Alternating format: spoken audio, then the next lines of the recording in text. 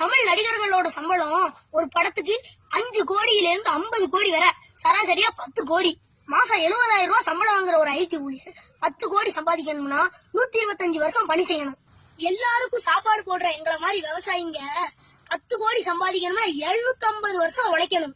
300 ரூபாய் சம்பளம் வாங்குற ஒரு கூலி தொழிலாளி 10 கோடி சம்பாதிக்கணும்னா 1000 வருஷம் வேலை பார்க்கணும். சினிமா நடிகர்களோட கார் விலையே 50 லட்சத்துல இருந்து 5 கோடி வரை. நாம படம் பார்க்க டிக்கெட் எடுக்கிற காசுதான் அவங்களுக்கு சம்பளமா போகுது. ஒரு வருஷத்துல 3 படம் நடிச்சு 50 கோடி ரூபாய் சம்பாதிச்சு அதுல 10 கோடி ரூபாய் வரி ஏற்பு செஞ்சு அதுல 5,000 ரூபாய்க்கு ஏழை குழந்தைகளுக்கு நோட்டு புத்தகம் வாங்கி விளம்பரம் தேடிக்கிடுவாங்க.